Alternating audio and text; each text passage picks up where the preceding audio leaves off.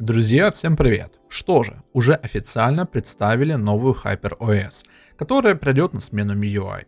В целом, уже на канале были видео на эту тему, как от полного обзора слитой прошивки, так и до моего мнения про все эти изменения.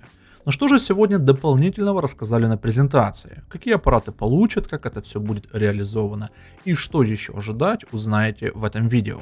Потому присаживайтесь поудобнее, мы с вами начинаем.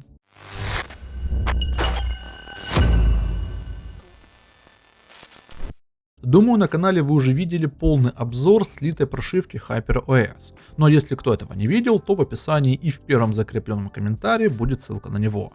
Вчера я записал видео со своим мнением о том, что вообще такое будет HyperOS, и сегодняшняя презентация это лишь только дополнительно подтвердила.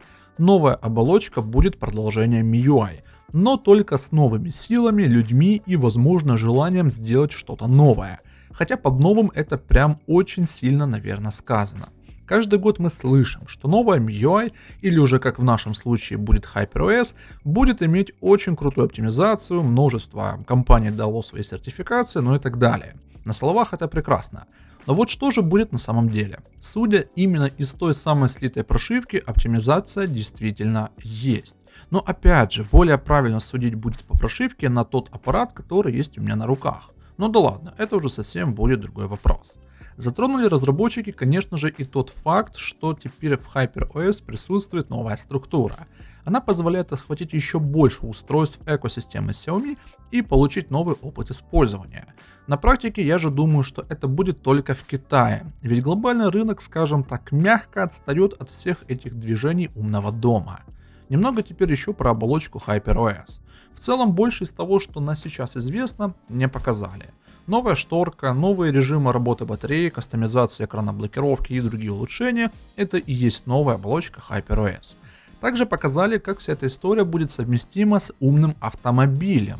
А также мне еще понравились новые окна, которые имеют топовые закругления по краям. Также, судя еще с одного такого промо-видео, можно сделать некий вывод, что потенциально могут добавить и новые супер обои, ибо нового туда уже давно не добавляли. По списку смартфонов, которые получат новую прошивку, также ничего особенного. Новые Xiaomi 14 будут из коробки сразу идти с HyperOS.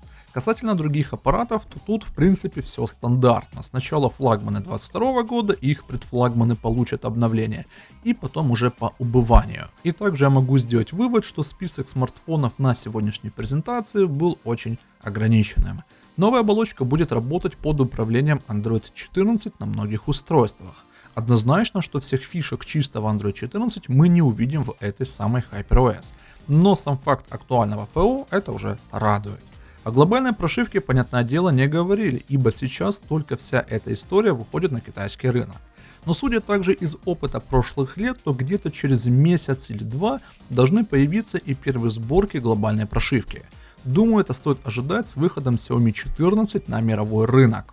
И вот там будет самый главный вопрос. В каком же виде разработчики это все реализуют нам на глобальном рынке? Презентация оставила, как обычно, много вопросов, ведь большую часть аудитории канала волнует именно обновление глобальной прошивки. Но если вы любите прошивать свои смартфоны и первым пробовать что-то новое, то наша XTB Hyper UI может вам помочь это сделать. Сегодня или завтра поставлю уже полноценную прошивку, а не слитую ее версию, и быть может там будет что-то стоящее и что можно будет вам опубликовать. Потому советую подписаться на нас везде, в том числе и на YouTube, прожать колокольчик и получать первым уведомления о новых видео на канале. Ну а если еще остались какие-то вопросы или о чем-то забыл упомянуть, пишите об этом в комментариях, там мы с вами и пообщаемся. Ну а на этом у меня на сегодня все. Спасибо за внимание и до новых встреч.